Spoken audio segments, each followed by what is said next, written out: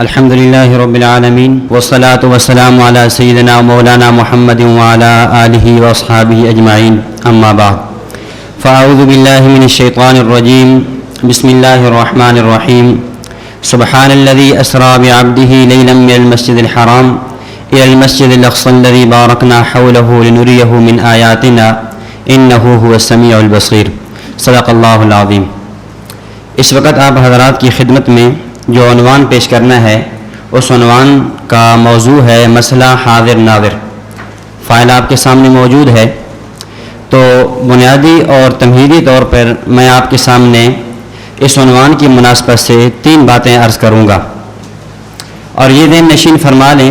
ان میں سے پہلی بات یہ ہے کہ جب بھی کسی بھی فرقہ باطل سے آپ کی گفتگو ہو، کوئی بھی ہو، خواہ وہ غیر مقلد ہے، بریلوی ہے، مماتی ہے، تو سب سے پہلے اس کا طریقہ واردات سمجھیں، کس طریقے سے وہ امت کو دھوکہ دیتا ہے اور کس طریقے سے وہ امت کو گمراہ کرتا ہے۔ نمبر 2، وہ مسئلہ جس کو آپ نے پیش کرنا ہے عوام کے سامنے، اس مسئلے کو کس لب و لہجے میں پیش کرنا ہے تاکہ ہمارا یہ مسئلہ عوام بھی سمجھ سکیں۔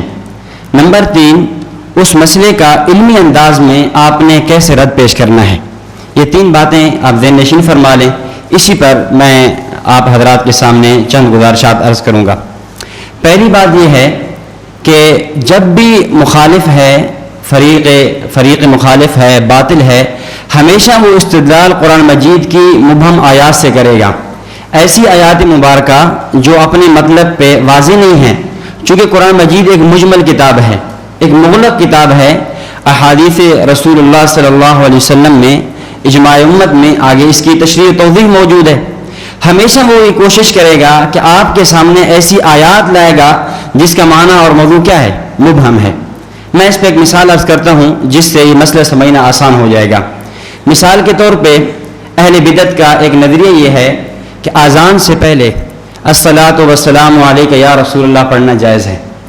اب اگر آپ اہل بدعت سے اس مسئلے پر گفتگو کرنا چاہتے ہیں تو آپ ڈائریکٹ فوراً اسی مسئلے پہ گفتگو نہ شروع فرما دیں، بلکہ آپ طرز اختیار کریں۔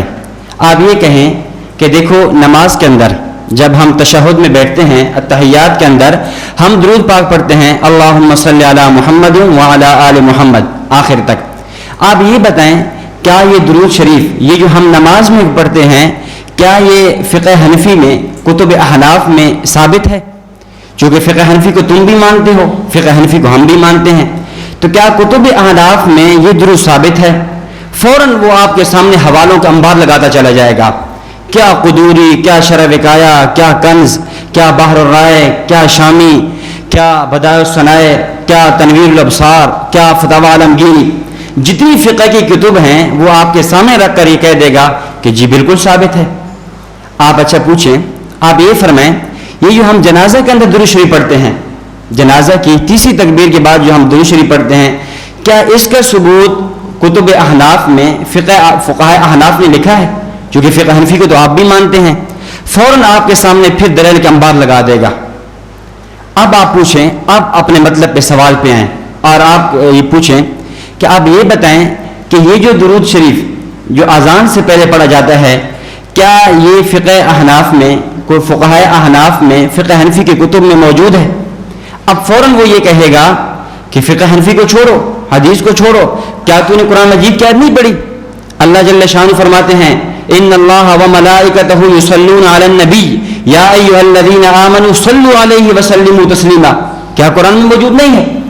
فرمایا جا رہا ہے یا ایھا الذین آمنوا صلوا علیہ وسلموا تسلیما، اے ایمان والو، جب اللہ اور اللہ کے فرشتے یہ اللہ کے نبی پہ درود بھیجتے ہیں تو تم کون ہوتے ہو درود سے رکنے والے؟ تم بھی درود بھیجو۔ اب فوراً آپ اس سے سوال کریں کہ بھائی آپ یہ بتائیں کہ نماز والا درود اس کو تو فقہ احناف نے لکھ دیا، جنازے والا درود اس کو فقہ احناف نے لکھ دیا، اور یہ جو درود شریف تو پیش کر رہا ہے اگر یہ جائز تھا، اس کو فقہ احناف نے کیوں نہیں لکھا؟ کیا فقہ احناف جاہل تھے؟ کیا وہ یہ نہیں سمجھتے تھے؟ کیا اس آیت مبارکہ کی تفسیر کے اندر انہوں نے یہ بات نہیں سمجھی تھی؟ اب فوراً وہ خاموش ہو جائے گا، اب اس کے بعد کوئی جواب نہیں ہے۔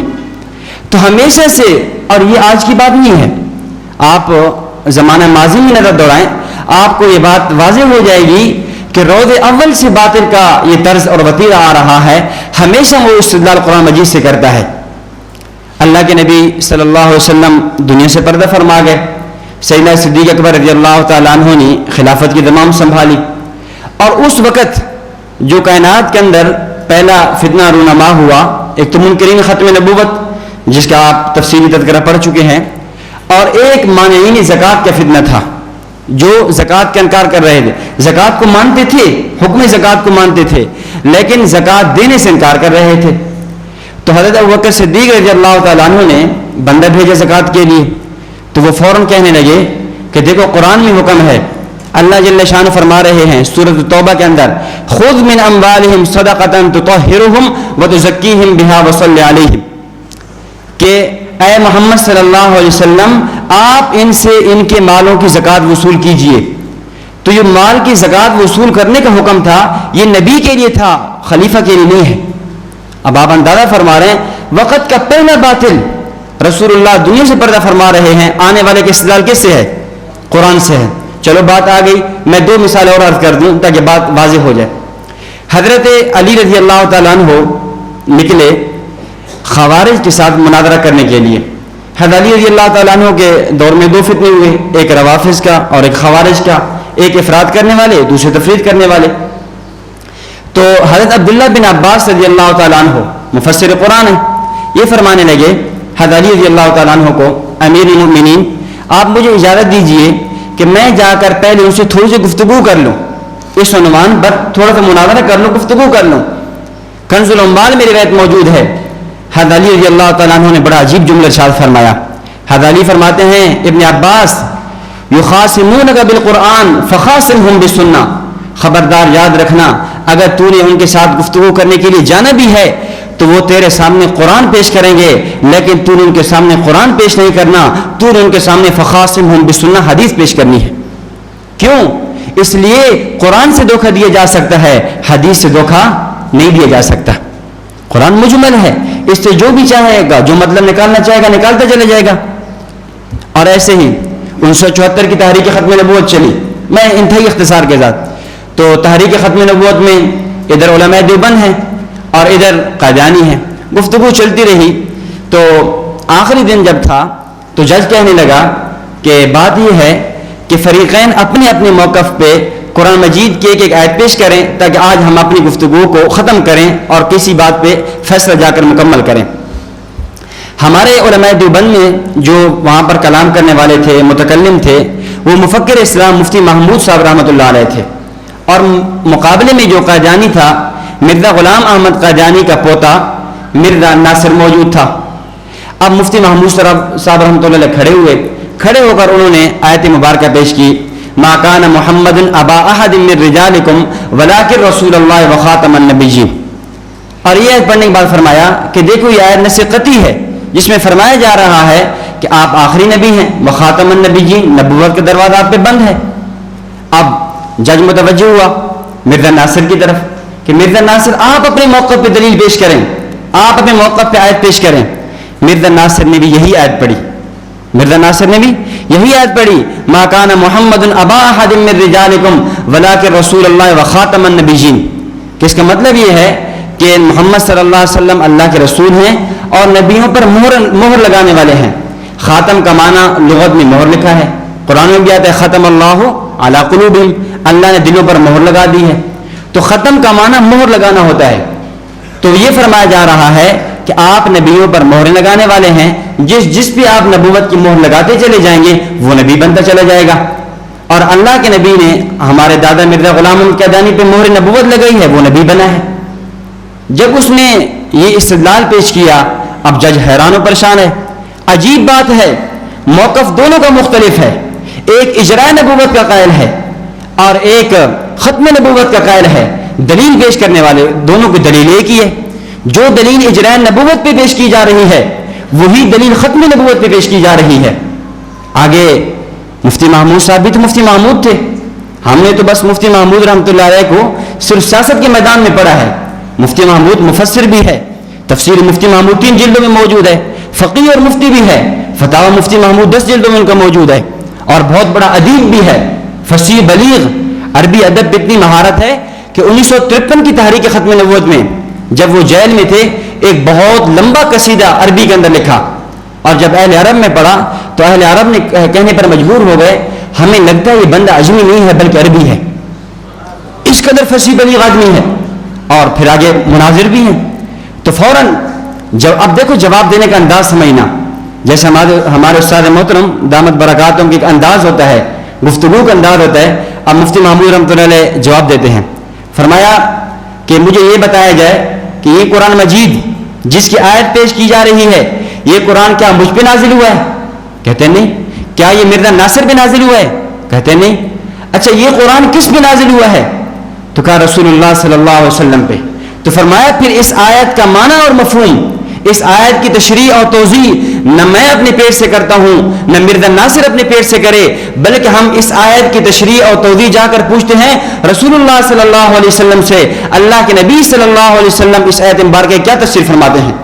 اور پھر انہوں نے دھڑا دھڑ جو احادیث تھی ختم نبوت پر دلالت کرنے والی، مفتی اعظم پاکستان مفتی محمد شفیع صاحب رحمۃ اللہ علیہ نے ختم نبوت کامل کے اندر 210 احادیث جمع کی ہیں، تو وہ چند احادیث پڑھی اور پڑھنے کے بعد فرمایا کہ دیکھو جس نبوت پہ جس ذات پہ اس آیت کا نزول ہو رہا ہے وہی ذات جو ہے اس آیت کی تشریح ختم نبوت سے کر رہی ہے، مہر نبوت سے نہیں کر رہی۔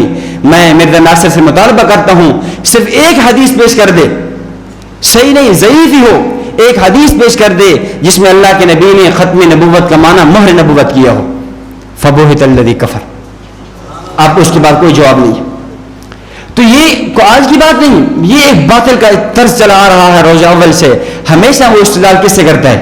قرآن سے کرتا ہے۔ حجت اللہ فی الارض رئیس المناظرین حضرت مولانا صفدر وقاروی رحمۃ اللہ علیہ کا مناظرہ ہوا، ایک مماتیوں کے مشہور عالم تھے احمد سعید چتروڑی، جنہوں نے بعد میں امام بخاری پہ بھی ہاتھ صاف کیے اور امام بخاری کے خلاف بھی کتاب لکھ ماری۔ تو انہوں نے اس میں مناظرے کے اندر چونکہ وہاں پر عوام موجود تھی تو حضرت پہنچے تو حضرت فرمانے لگے کہ دیکھو ایک ہوتا ہے مسئلہ بتانا اور ایک ہوتا ہے مسئلہ بنانا، ایک ہوتا ہے مسئلہ بتانا اور ایک ہوتا ہے مسئلہ بنانا۔ ہم جو دیوبند والے ہیں ہم مسئلہ بتانے والے ہیں۔ بتانے کا مطلب یہ ہے ہم قرآن کی آیت پڑھیں گے، اس کے تحت مفسرین نے کیا لکھا ہے وہ ہم آپ کو پڑھ کے سنائیں گے، اور ایک ہوتا ہے مسئلہ بنانا۔ بنانا یہ ہے ایک بندہ قرآن کی آیت پڑھے گا پھر اس قرآنی آیت کی تشریح اپنے پیٹ سے پیش کرے گا، اپنی منمانی تشریح پیش کرے گا۔ تو مجھے یہ بتائیں، فیصل کو کہنے لگے ثالث کو، مجھے یہ بتایا جائے کیا یہ مسئلہ بتانے والا کام ٹھیک ہے یا مسئلہ بنانے والا کام ٹھیک ہے؟ تو وہ کہنے لگا ظاہر ہے، عوام بھی کہنے لگی کہ بات تو ٹھیک ہے کہ مسئلہ بتانا کہ جو لکھا ہے اکابر نے، جو سلف صالحین نے، مفسرین نے، محدثین نے، شارحین نے جو لکھا ہے وہی صحیح ہے۔ تو فرمانے لگے بس ٹھیک ہے، پھر ہمارا عقیدہ اللہ کے نبی صلی اللہ علیہ وسلم اپنی قبر اطہر میں زندہ ہیں، ان کا عقیدہ نبی علیہ السلام اپنی قبر میں زندہ نہیں ہے۔ تو اب میں اپنے اس عقیدے پہ قرآن کی آیت پڑھوں گا اور اس کے بعد جو ہے یہ تفسیر آپ کو پکڑا دوں گا ثالث کو، آپ اس تفسیر کو پڑھ کے عوام کو سنائیں اس تفسیر کے تحت مفسرین نے کیا لکھا ہے۔ اور یہ اگر صاحب ایسے ہی کریں گے، آیت پڑھیں گے، آیت پڑھنے کے بعد یہ تفسیر آپ کو پکڑا دیں گے، آپ تفسیر پڑھ کے سنائیں گے کہ اس پہ کیا لکھا ہے۔ اب حضرت کھڑے ہوئے، حضرت نے آیات پڑھتے گئے، وَلَا تَقُولُوا لِمَنْ يُقْتَلُ فِي سَبِيلِ اللَّهِ أَمْوَاتٌ وَلَا تَحْسَبَنَّ الَّذِينَ قُتِلُوا وَلَوْ أَنَّهُمْ ظَلَمُوا وَمَا كَانَ اللَّهُ لِيُعَذِّبَ مَنْ أَنْتَ فِيهِمْ إِلَى آخِرِهِ۔ جتنی بھی آیات حیات النبی پر دلالت کرنے والی تھی وہ پڑھتے چلے گئے اور یہ بتاتے چلے گئے کہ اس کے تحت مفسرین نے کیا لکھا ہے۔ اب وہ کھڑا ہوا، اب چونکہ اس نے تو امت کو یہ سبق سکھا رکھا تھا اور یہ کہہ رکھا تھا کہ حضرت نانوتوی کا عقیدہ قرآن کی 27 آیات کے خلاف ہے، اس امت کو یہ دس دیا تھا اور یہ بتا رہا تھا کہ دیوبند کا عقیدہ انک میت و ان میتون کے خلاف ہے، دیوبند کا عقیدہ کل من علیہا فان کے خلاف ہے، دیوبند کا عقیدہ کل نفس ذائقۃ الموت کے خلاف ہے، یہ تو بتا رکھا تھا، لیکن اس پہ وہ ایک تفسیر بھی پیش نہ کر سکا۔ اب اس کے بعد کوئی جواب نہیں تھا، ایک تفسیر بھی پیش نہ کر سکا۔ تو بہرحال میں عرض کر رہا تھا کہ اس طرح باطل کے پہلے حملے کو یہ سمجھیں، تو جب بھی گفتگو ہو، اب یہ مسئلہ حاضر نادر کا لے لیں، مسئلہ حاضر نادر کا گفتگو ہوئی آپ سے، آپ ان سے پہلے یہ پوچھیں، پہلے تنقید کریں، چلو پہلے میں عوامی زبان کے اندر آپ اس مسئلے کو کیسے سمجھائیں گے، کیونکہ عوام میں سمجھانا اور ہوتا ہے اور علماء کو اور طلباء کو سمجھانا اور مناظرے کے میدان میں باطل کے سامنے ڈٹنا اور باطل کے سامنے گفتگو کرنا، اس کا طرز اور ہوتا ہے۔ آپ نے عوام کو سمجھانا ہے، آپ عوام کو یہ سمجھائیں کہ دیکھو ہم دیوبند والے ادب والے ہیں، ہمیں اپنے اکابر نے ادب سکھایا ہے، ہم باادب لوگ ہیں، ہم صفت حاضر نادر اس کو خاصہ مانتے ہیں اللہ جل شانہ کا۔ اللہ رب العزت ہر جگہ حاضر بھی ہیں، موجود بھی ہیں، ناظر بھی ہیں، دیکھنے والے بھی ہیں، یہ اللہ کے ساتھ اس کی صفت مانتے ہیں۔ اور اس پہ آپ آیات پیش کر دیں، وَهُوَ مَعَكُمْ أَيْنَمَا كُنْتُمْ وَنَحْنُ أَقْرَبُ إِلَيْهِ مِنْ حَبْلِ الْوَرِيدِ مَا يَكُونُ مِنْ نَجْوَىٰ ثَلَاثَةٍ إِلَّا هُوَ رَابِعُهُمْ، تم تین ہوتے ہو چوتھا اللہ ہوتا ہے، وَلَا خَمْسَةٍ إِلَّا هُوَ سَادِسُهُمْ، تم چار ہوتے ہو پانچواں اللہ ہوتا ہے، اور فَأَيْنَمَا تُوَلُّوا فَثَمَّ وَجْهُ اللَّهِ، تم جہاں کہیں بھی ہوگے اللہ۔ تو یہ صفت ہم اس کو خاصہ مانتے ہیں اللہ رب العزت کا۔ اور یہ لوگ چونکہ بے ادب ہیں، چونکہ گستاخ ہیں، اس کو مانتے ہیں نبی علیہ الصلوۃ والسلام کے لیے، اور نبی علیہ الصلوۃ والسلام کے ساتھ مان کر اصل میں یہ کہنا کیا چاہتے ہیں، یہ بتلانا یہ چاہتے ہیں کہ اللہ کے نبی صلی اللہ علیہ وسلم ہر جگہ موجود ہیں، حتیٰ کہ انسان جب اپنے گھر والوں کے ساتھ لیٹا ہوا وہاں پر بھی اللہ کے نبی موجود ہیں، انسان کسی گندی جگہ پہ موجود ہو وہاں بھی اللہ کے نبی موجود ہیں۔ الغرض جہاں کہیں بھی انسان ہوگا وہاں پہ نبوت موجود ہے، اور یہ نبوت کو جگہ جگہ پہ موجود کر کے نبی صلی اللہ علیہ وسلم کی گستاخی کرنا چاہتے ہیں، اور ہم بھی گستاخی ہونے نہیں دیتے۔ اب یہ انداز ہے۔ اب آپ تو علماء طلباء ہو، آپ کے ذہن میں سوال اٹھے گا، لیکن عوام کے ذہن میں سوال نہیں اٹھنا، آپ کے ذہن میں سوال آئے گا تو اللہ بھی ہر جگہ حاضر ناظر ہے، اللہ بھی ہر جگہ موجود ہے، تو پھر اللہ رب العزت جب ہر جگہ موجود ہے تو کیا بیت الخلاء میں بھی اللہ موجود ہے؟ بیت الخلاء میں بھی اللہ موجود ہے، پھر اللہ کی گستاخی بھی ہو رہی ہے یہاں پر بھی۔ تو اگر نبی علیہ الصلوۃ والسلام کی ہو جائے تو اس میں کون سا حرج ہے؟ الیاذ باللہ، اگر یہ سوال اٹھے گا، اور یہ سوال غیر مقلدین نے اٹھایا ہے، تو اس کا جواب یہ ہے کہ اللہ رب العزت کی ذات جو ہے جسم سے پاک ہے۔ اللہ کی ذات کیا ہے؟ جسم سے پاک ہے، اور نبی علیہ الصلوۃ والسلام کی ذات جسم والی ہے۔ میں آپ کو مثال عرض کرتا ہوں، مثال کے طور پہ آپ میں سے اکثر حافظ قرآن ہوں گی، تو آپ جب بیت الخلاء میں جاتے ہیں تو آپ یہ بتائیں کہ آپ کے سینے کے اندر قرآن مجید موجود ہے یا نہیں؟ اچھا، آپ جب بیت الخلاء میں جاتے ہیں تو کیا سینے کو پھاڑ کر قرآن کو باہر رکھتے ہیں پھر جاتے ہیں؟ نہیں۔ تو پھر کوئی کم عقل کم بخت اٹھے اور یہ سوال کر دے کہ قرآن مجید جو ہے یہ بیت الخلاء میں موجود ہے، سوال غلط ہے۔ کیوں؟ قرآن مجید یہ کیا ہے؟ یہ ایک جسم نہیں ہے، اس کا حصی چیز نہیں ہے، ایک مانوی چیز ہے، محسوس مبصر نہیں ہے۔ جب مانوی چیز ہے، اسی طریقے سے اللہ کی ذات بھی ہے، وہ جسم سے پاک ہے، تو اس لیے اللہ کو نبی پر قیاس کرنا یہ صحیح نہیں ہے۔ اور ان کے اعلیٰ حضرت نے یہ بات لکھی ہے کہ جو خاصہ اللہ کا ہے اور جو مثال اللہ کے لیے پیش کی جا سکتی ہے، اس مثال کو اگر نبی کے لیے پیش کیا جائے تو یہ اللہ رب العزت کی توہین ہے، تو یہ تو ویسے ہی پیش نہیں کر سکتے۔ تو اس طریقے سے یہ ہے، تو یہ عوام میں سمجھانے کا یہ طرز اور انداز ہے۔ استاد جی ایک مرتبہ کاروباری سنا رہے تھے کہ ایک بندہ تھا، تو وہ بندہ کہنے لگا کہ ترک رفع یدین کرنا نماز کے اندر یہ 70 صحابہ کرام سے ثابت ہے۔ اب ایک عامی آدمی ہے، عامی آدمی کو دوسرا بندہ کہنے لگا کہ 70 صحابہ کرام سے رفع یدین کی روایات موجود ہیں۔ اب چونکہ وہ بندہ ایسا تھا جو ہر وقت استاد محترم دامت برکاتہم کے بیانات کو سنتا رہتا تھا، اور استاد جی چونکہ ہماری جو مرکز اہل سنت والجماعت ہم وہاں پر جو پڑھاتے ہیں، ہم تخصص میں بھی یہ بات پڑھاتے ہیں، اپنے دورات میں بھی یہ بات پڑھاتے ہیں، درجہ کتب کے اندر بھی وقتاً فوقتاً یہ بات اصول سمجھاتے ہیں۔ باطل سی گفتگو کا طرز کیا ہے، اصول کیا ہے؟ دیکھو فائلیں آپ کے سامنے موجود ہیں، فائلوں کا دلائل کمبار لگے ہوئے ہیں، مخالفین کی شبہات موجود ہیں، ان پہ جوابات موجود ہیں، پورا تحقیقی کام ہوا پڑا ہے۔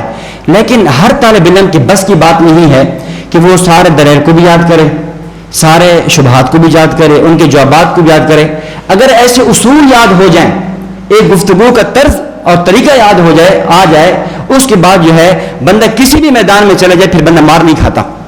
اور یہی ہمارا مرکز اہل سنت کا خاصہ ہے، اور یہی وجہ ہے کہ حجت اللہ فی الارض رئیس المناظرین حضرت مولانا امین صفدر اکاروی رحمۃ اللہ علیہ جب فوت ہوئے تو وفات کے وقت ہمارے مسلک اہل سنت والجماعت احناف دیوبند سے تعلق رکھنے والے جو نوجوان طبقہ تھا وہ بڑے حسرت سے یہ جملے کہہ رہا تھا اور کہہ رہے تھے ہے آج ہم یتیم ہو گئے، آج مسلک کا کام کرنے والا بندہ چلا گیا ہے، آج جو ہے وہ بندہ جو مسلک پہ ہونے والے اعتراضات کے جوابات دیا کرتا تھا اور تان و تشنیع کو ان کے جوابات اکابر کی کتب پہ، احناف پہ، امام صاحب پہ جو اس کے اعتراضات تھے وہ ختم کیا کرتا تھا، وہ آج تو چلے گئے۔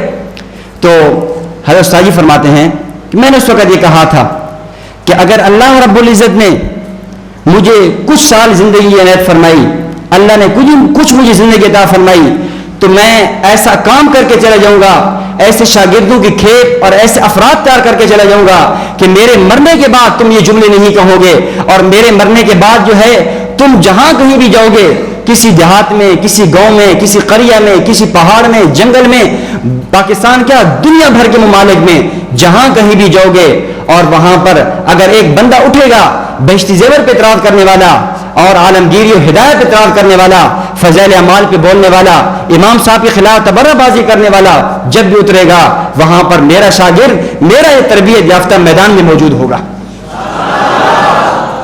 تو الحمدللہ اللہ رب العزت سے ہم دعا کرتے ہیں کہ اللہ حضرت کا سایہ تا دیر ہم پر سلامت رکھے، اور ہم تو حضرت کے ساتھ رہتے ہیں، ہم نے تو دیکھا ہے حضرت کے نشست و برخاست کو، سفر و حضر کو، حضرت کی تہجد، اشراق، اوابین، دعائیں اور درد، فکر، قرآن عقائد کے لیے کتنا کرتے ہیں، کتنی فکر ہے۔ جس طرح میں ایک دن اپنے وہاں کے استاد ان کو کہہ رہا تھا کہ جس طرح ہم نے کتابوں میں حضرت مولانا الیاس دہلوی رحمۃ اللہ علیہ کے بارے میں پڑھا ہے کہ امت کی اصلاح کے لیے کیسے امت کے اعمال ٹھیک ہو جائیں، جس طرح وہ کڑا کرتے تھے، اس طرح ہمارے شیخ حضرت الیاس گھمن حفظہ اللہ تعالی اس بات پہ کرتے ہیں کہ کیسے امت کے عقائد ٹھیک ہو جائیں۔ تو میں کہہ رہا تھا وہ ترک رفع یدین، تو وہ بندہ کہنے لگا کہ دیکھو رفع یدین جو ہے 70 صحابہ سے ثابت ہے۔ اب یہ بندہ عامی تھا، اس نے فوراً جواب دیا آپ مجھے یہ بتائیں صحابہ کی تعداد کتنی ہے؟ وہ کہتا ہے کہ مختلف روایات ہیں، جو مشہور روایت ہے وہ یہ ہے کہ کم و بیش 1,24,000 یا 1,44,000 کی روایت ہے۔ تو فرمانے لگے کہ چلو 1,24,000 صحابہ کرام میں سے 70 صحابہ رفع یدین کرنے والے اور 1,23,930 رفع یدین نہ کرنے والے، اتنے صحابہ، تو بتاؤ رفع یدین نہ کرنے والے صحابہ کتنے ہیں اور کرنے والے کتنے ہیں؟ ان دونوں کی مثال تو ابھی عوامی انداز ہے، عوامی انداز میں سمجھایا جا رہا ہے۔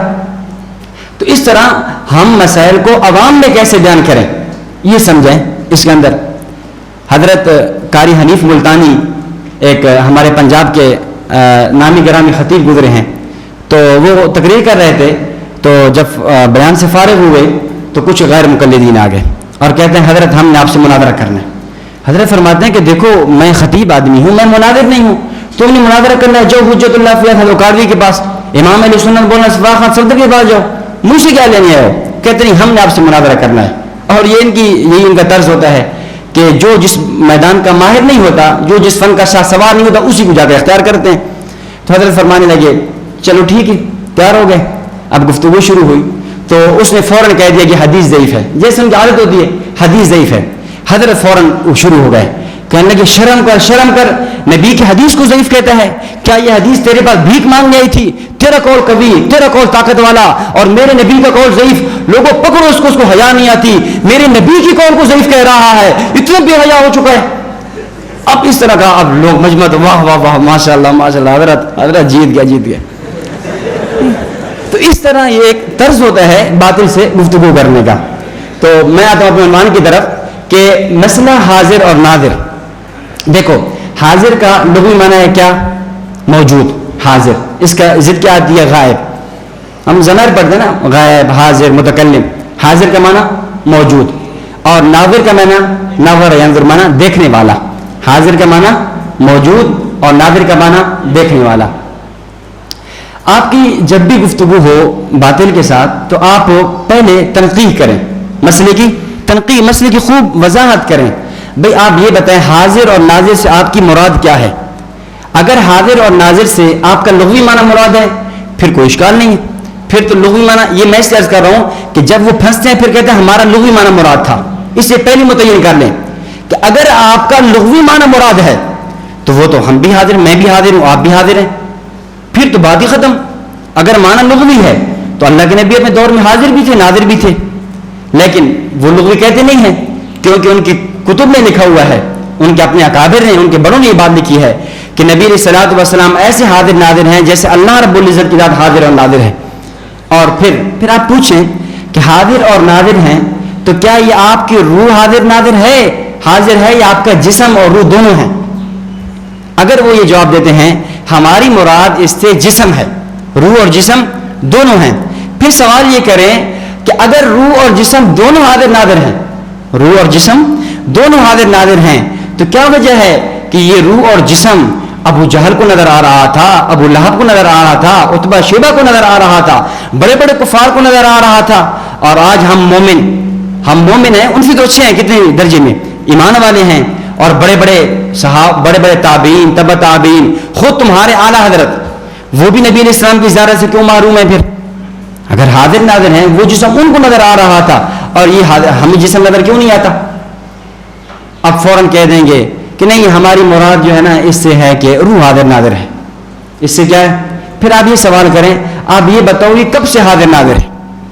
روح جو ہے، روح نبوت، روح محمدی کب سے حاضر ناظر ہے؟ دیکھیں 3 عالم ہیں، کتنے عالم ہیں؟ 3، عالم ارواح، عالم دنیا اور عالم برزخ۔ عالم ارواح یعنی جس وقت روحی تھی، یہ اجسام موجود نہیں تھے، اور عالم دنیا یعنی انسان کی پیدائش سے لے کر موت تک کا وقت، اس کو کیا کہتے ہیں؟ عالم دنیا۔ نمبر 3 عالم برزخ۔ برزخ یہ ہے جب انسان کی یہ آنکھ بند ہو اور دوسری آنکھ کھلے، یہ آنکھ بند ہو اور دوسری آنکھ کھلے، اور اس کے بعد کے سارے احوال قیامت آنے والے، یہ کیا ہے؟ عالم برزخ۔ جی اگر تم اللہ کے نبی صلی اللہ علیہ وسلم کو حاضر اور ناظر مانتے ہو، حاضر مانتے ہو روح کو، کیونکہ نبی علیہ الصلوۃ والسلام تو اس وقت بھی نبی تھے، جس حدیث میں آتا ہے کنت نبیم وآدم بین الروح والجسد، میں تو اس وقت بھی نبی تھا جب آدم علیہ الصلوۃ والسلام روح اور جسم کے درمیان میں تھے، وآدم بین الماء والطین کے الفاظ بھی آتے ہیں، مختلف روایات ہیں۔ تو اگر حاضر ناظر نبی علیہ الصلوۃ والسلام اس وقت سے ہیں تو پھر ہم آپ کے سامنے ایسی آیات پیش کرتے ہیں، قرآن کہہ رہا ہے کہ اللہ کے نبی حاضر ناظر نہیں ہیں۔ کھولو سورہ آل عمران، سورہ آل عمران کے اندر جب حضرت مریم علیہ الصلوۃ والسلام کی یہ بات چلی کہ حضرت مریم علیہ الصلوۃ والسلام جو ہے کیا بیت المقدس کے مجاورین میں سے ان کی کفالت اور تربیت کون کرے، تو اللہ جل شانہ قرآن میں فرماتے ہیں وَمَا كُنْتَ لَدَيْهِمْ إِذْ يُلْقُونَ أَقْلَامَهُمْ أَيُّهُمْ يَكْفُلُ مَرْيَمَ وَمَا كُنْتَ لَدَيْهِمْ إِذْ يَخْتَصِمُونَ، کہ اللہ کے محبوب جس وقت وہ حضرت مریم علیہ السلام کی کفالت کے بارے میں جھگڑا کر رہے تھے اس وقت آپ موجود نہیں تھے، حضرت مریم علیہ السلام کے کفالت کے بارے میں اس وقت آپ موجود نہیں تھے۔ اگر روح کو حاضر ناظر مانتے تو اس وقت تو موجود نہیں ہے۔ اور حضرت یوسف علیہ السلام کے بارے میں فرمایا وَمَا كُنْتَ لَدَيْهِمْ إِذْ أَجْمَعُوا أَمْرَهُمْ وَهُمْ يَمْكُرُونَ، کہ اے رسول اللہ صلی اللہ علیہ وسلم جس وقت یہ لوگ حضرت یوسف علیہ السلام کے بھائی یوسف علیہ السلام کے بارے میں مکر و تدبیر کر رہے ہیں کنویں میں ڈالنے کے، اس وقت آپ موجود نہیں تھے۔ قرآن تو کہہ رہے موجود نہیں تھے اور آپ کہہ رہے حاضر ہے، روح حاضر ہے، تو پھر اس کا کیا جواب ہے؟ نمبر 2 اگر تم کہتے ہو عالم دنیا میں حاضر ناظر ہیں، تو پھر اب اس میں دلیل بہت زیادہ خیر میں دیکھ لیں گے، عالم دنیا میں ہیں تو پھر بتاؤ پیدائش کے وقت سے ہیں، یا نبی علیہ السلام نے جب نبوت ملی اس وقت سے ہیں، یا جب آپ علیہ السلام نے ہجرت فرمائی اس وقت سے ہیں؟ کس وقت سے ہیں وہ وقت کی تعین کرو، چونکہ تمہارے ہاں یہ عقیدہ نص قطعی ہے، تم نے اپنی کتب میں لکھا ہے، مقیاس انفیت کے اندر عمر اچھلوی لکھتا ہے کہ اس عقیدے کا نہ ماننے والا کافر ہے، اس عقیدے کا نہ ماننے والا کافر ہے۔ اور آپ پہلے گفتگو کے اندر یہ بات سماعت فرما چکے ہیں کہ مولانا عبدالعزیز پڑھاوی رحمۃ اللہ علیہ فرماتے ہیں عقائد کی 2 قسمیں ہیں، عقیدہ ظنی، عقیدہ قطعی اور عقیدہ ظنی۔ کیا مطلب؟ یعنی یا تو ایسا عقیدہ ہوگا جو ضروریات دین کے متعلق ہوگا، یا ایسا عقیدہ ہوگا جو ضروریات اہل سنت والجماعت کے متعلق ہوگا۔ ضروریات دین کا مطلب ایسا عقیدہ جس کی بنیاد پہ کفر اور اسلام کے فیصلے ہوں، یہ بندہ کافر ہے یا مسلمان ہے، اس کو کیا کہتے ہیں؟ ضروریات دین۔ اور اس عقیدے کو کیا کہتے ہیں؟ عقیدہ قطعی۔ اور اس کے ثبوت کے لیے شرح نبراس شرح عقائد کی جو شرح ہے اس کے اندر پرہاوی رحمۃ اللہ علیہ فرماتے ہیں اس سے مراد یہ ہے ایسا عقیدہ جس کی بنیاد پہ کفر و اسلام کے فیصلے ہوں، اس عقیدے کے ثبوت کے لیے 3 چیزوں کی ضرورت ہے۔ نمبر 1 قرآن قطعی ثبوت قطعی دلالہ، قرآن قطعی ثبوت یہ متشابہات اور اس طرح کی آیات نہیں، جو قطعی ثبوت بھی ہو قطعی دلالہ بھی ہو۔ نمبر 2 احادیث متواترہ۔ نمبر 3 اجماع قطعی۔ تو ایسا عقیدہ جس کی بنیاد پہ کفر و اسلام کے فیصلے ہوں، ایسا عقیدہ جس کا تعلق ضروریات دین سے ہو، اس کے ثبوت کے لیے، اس کے دلیل کے لیے ضرورت ہے قرآن کی، احادیث متواترہ کی اور اجماع امت کی۔ اب چونکہ تمہارے ہاں یہ عقیدہ کیا ہے؟ عقیدہ ضروریات دین ہے، کیونکہ تم نے اس کے ماننے والوں، اس کے نہ ماننے والوں پہ، اس کے منکرین پہ کفر کے فتوے لگائے ہیں۔ یہ عبارات موجود ہیں، آپ دیکھ سکتے ہیں 3-4 عبارتیں لکھی ہوئی ہیں ان کی کہ جس کے اندر یہ کہہ رہے ہیں کہ اس عقیدے کا نہ ماننے والا کیا ہے؟ کافر ہے، اور ہمیں اس بنیاد پہ کافر قرار دیا جا رہا ہے۔ ہم عقیدہ علم غیب کو نہیں مانتے، حاضر ناظر کو نہیں مانتے، مختار کل کو نہیں مانتے، استمداد غیر اللہ کے قائل نہیں ہیں۔ تو جب ہمارے عقائد ہم اس بنیاد پہ کافر ہیں تو اب تمہارے لیے ضرورت یہ ہے اس عقیدے پہ ایسی دلیل پیش کرو جو کیا ہو؟ نص قطعی ہو، قرآن سے ہو، احادیث متواترہ سے ہو، اجماع سے ہو۔ اب اللہ کے نبی کب سے حاضر ناظر ہیں؟ یعنی دوران نبوت، دوران زندگی میں، عالم دنیا میں اگر حاضر ناظر کہے تو کب سے ہیں؟ اب اس پہ پیش کرو، قرآن کی آیت پیش کرو، حدیث متواترہ پیش کرو، اجماع پیش کرو۔ کوئی ایک دلیل بھی ان کے پاس نہیں ہے۔ اور نمبر 3 اگر تم اللہ کے نبی صلی اللہ علیہ وسلم کو حاضر ناظر مانتے ہو موت کے بعد، کس کے بعد؟ موت کے بعد۔ اب ہمارا سوال یہ ہے کہ اس پہ بھی قرآنی آیات، احادیث اور وہ پیش کرو، حالانکہ اس پہ دلائل موجود ہیں، اس پہ دلائل موجود ہیں کہ اللہ کے نبی، اب حدیث شریف ہے مسند بزار کے اندر ہے، حضرت عبداللہ رضی اللہ عنہ فرماتے ہیں قال رسول اللہ صلی اللہ علیہ وسلم حیاتی خیر لکم تحدثون ونحدث لکم ووفاتی خیر لکم تعرض علی اعمالکم فما رأیت من خیر حمدت اللہ علیہ وما رأیت من شر استغفرت اللہ، کہ میری زندگی بھی تمہارے لیے بہتر، میرا مرنا بھی تمہارے لیے بہتر۔ میری زندگی کیسے لیے بہتر؟ کہ ہم آپس میں گفتگو کرتے ہیں، باتیں کرتے ہیں، آپس میں مجالس ہوتی ہیں، اور وفات بھی بہتر ہے۔ وہ کس طرح؟ کہ جب میں دنیا سے چلا جاؤں گا میرے اوپر تمہارے اعمال اجمالاً پیش ہوں گے، تمہارے اعمال یہ اجمالاً دفع دخل مقدر ہے، سمجھ گیا نا؟ کہ بعض لوگ کہتے ہیں تفصیلاً پیش ہوں گے اور پھر اس پہ اعتراضات، بہرحال وقت نہیں ہے، تو اجمالاً پیش ہوں گے۔ اور فما رأیت من خیر، جو تمہارا اچھا عمل ہوگا حمد اللہ، میں اللہ کا شکر ادا کروں گا، وما رأیت من شر، تمہارا برا عمل ہوگا میں اس پہ اللہ کے تمہاری معافی طلب کروں گا۔ یہ حدیث عرض اعمال یہ بتا رہی ہے کہ نبی علیہ الصلوۃ والسلام ہر جگہ حاضر ناظر نہیں ہیں۔ اگر ہر جگہ حاضر ناظر ہوتے پھر عرض اعمال کا کیا مطلب تھا؟ حدیث میں یہ آ رہا ہے من صلی علیہ عند قبری سمعتہ، جو میری قبر قریب درود پڑے گا میں خود سنوں گا، ومن صلی علیہ نائن ابلغتہ، جو دور سے پڑھے گا مجھے پہنچایا جائے گا۔ اگر اللہ کے نبی حاضر اور ناظر ہوتے پھر دور سے پڑھے جانے والے درود کے پہنچائے جانے کا کیا مطلب ہے؟ اور اس طریقے سے کافی احادیث موجود ہیں جن میں یہ بتایا جا رہا ہے، اور حدیث معاشر ہے کہ جب اللہ کے نبی صلی اللہ علیہ وسلم میدان معاشر میں ہوں گے اور وہاں پر جب کچھ لوگ حوض کوثر پہ آئیں گے، اللہ کے نبی ان کو حوض کوثر سے پانی پلانا چاہیں گے، لیکن فرشتے کہیں گے یا رسول اللہ نہیں، انک لا تدری ما احدثوا بعدک، یا رسول اللہ آپ نہیں جانتے آپ کے جانے کے بعد ان ظالموں نے کیا کیا بدعات انجام دی اور کیا کیا کام انہوں نے خرافات کیے۔ تو اگر اللہ کے نبی حاضر ناظر ہوتے، موجود ہوتے، دیکھ رہے ہوتے، پھر وہاں پر فرمایا جانے کیا مطلب؟ تو الغرض تو تنقیح کے اندر آپ یہ بات پہلے پوچھیں، اچھی طرح پوچھیں، کہ میں پھر خلاصات کر کے بات کو ختم کرتا ہوں کہ تمہارے نزدیک یہ عقیدہ دلیل قطعی ہے، یہ کس سے؟ قطعیت کے ساتھ ثابت ہے۔ جب قطعیت کے ساتھ اس کی بنیاد پہ کفر و اسلام کے فیصلے ہوتے ہیں، اب اس پہ دلیل قطعی پیش کرو، قرآن، حدیث متواترہ، اجماع امت۔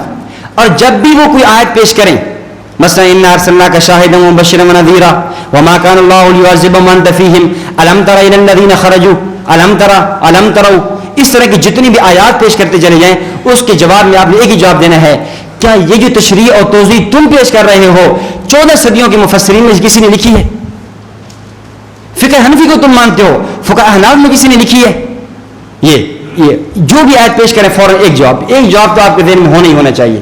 اور دوسری بات یہ جب وہ عقیدے پیش کریں فوراً پھر سوالات کی بھرمار کر دیں. کب سے ہیں؟ حاضر ناظر، روح ہے جسم روح دونوں ہیں، شروع سے ہیں آخر سے ہیں، عالم ارواح میں ہیں، عالم دنیا میں ہیں، عالم برزخ میں ہیں، عالم حشر میں ہیں، کب سے حاضر ناظر ہیں، اس پہ دلیل کیا موجود ہے، اس پہ آپ عوام کے سامنے یہ بات بیان کریں. اور آخری بات ایک چٹکلے کے طور پہ کہ دیکھو حاضر کا معنی عوام کو سمجھانے کے لیے حاضر کسے کہتے ہیں؟ حاضر دیکھو ایک تو یہ ہے نا، ایک یہ حاضر کو عرفی معنی. ہم حاضر کہتے ہیں اس وقت کہ ہمیشہ یہ ہوتا ہے کہ بڑا جو ہوتا ہے وہ جو چھوٹا ہوتا ہے اس کو کیا کہتے ہیں؟ حاضر. مثلا استاد کہتا ہے شاگرد کو کہ مثلا زید، وہ کہتا ہے جی حاضر. عبداللہ جی حاضر. تو ہمیشہ چھوٹا جو ہے وہ حاضر کہتا ہے، چھوٹا کیا کہتا ہے؟ حاضر کہتا ہے. اور بڑا وہ حضور ہوتا ہے. کہتے ہیں نا بڑے کو شیخ کو کہتے ہیں، پیر کو کہتے ہیں، مرشد کہتے ہیں جی حضور. بڑا کیا ہوتا ہے؟ وہ حضور. اور چھوٹا کیا ہوتا ہے؟ حاضر ہوتا ہے. یہ عوام کو نبی کو حاضر ناظر کے حاضر کا عقیدہ دے کر نبی علیہ الصلوۃ والسلام کو چھوٹا پیش کر رہے ہیں، امت کو حاضر کا عقیدہ دے کر. اب یہ وہ باتیں جو فائل میں نہیں میں اس سے عرض کر رہا ہوں اس کو اچھی طرح میں حاضر کا عقیدہ دے کر امت کو کیا کر رہے ہیں؟ چھوٹا پیش کر رہے ہیں کہ نبی علیہ السلام تو چھوٹے ہیں، کیونکہ چھوٹا ہمیشہ حاضر ہوتا ہے، بڑا تو حضور ہوتا ہے. تو اللہ کے نبی کو در در پہ بلا رہے ہیں، اللہ کے نبی کے بارے میں یہ کہہ رہے ہیں. اور اس طرح اگر اس عقیدے کو مان لیا جائے تو بہت سے اسلامی احکامات جو ہیں ان کی مخالفت لازم آتی ہے اور بہت سے اسلام کا انکار لازم آتا ہے. اب دیکھو معراج جو ہے، اب معراج جو ہے نبی علیہ الصلوۃ والسلام کے لیے اعجاز بھی ہے اعزاز بھی ہے، کتنا بڑا معجزہ اور اعزاز ہے. اب اس کا انکار لازم آئے گا. کیوں؟ اس لیے کہ نبی علیہ السلام معراج پہ گئے ہیں. اب اگر حاضر ناظر کا عقیدہ مانا جائے تو جو آتا اور جاتا ہے وہ حاضر نہیں ہوتا، اور جو حاضر ہوتا ہے وہ آتا اور جاتا نہیں ہے. سمجھ آ گئی جی؟ تو اس طرح یہ بات جو ہے نا یہ بھی ذہن نشین فرما لیں کہ حاضر کا معنی کیا ہوتا ہے؟ چھوٹا. تو جو حاضر ہوتا ہے وہ چھوٹا ہوتا ہے. تو یہ عوام کو یہ عقیدہ سمجھا رہے ہیں، عوام کو یہ دے رہے ہیں کہ گویا الیاذ باللہ نبی علیہ الصلوۃ والسلام کیا ہیں؟ چھوٹے ہیں. اللہ جل شان دعا ہے کہ اللہ رب العزت صحیح معنوں میں ہمیں عقائد اہل سنت والجماعت احناف دیوبند کو سمجھنے کی، اس کا پرچار کرنے کی اور اس پر ہونے والے اعتراضات کا دفاع کرنے کی اور دلیل کی دنیا میں اس کا جواب دینے کی توفیق عطا فرمائے. وآخر دعوانا الحمدللہ رب العالمین.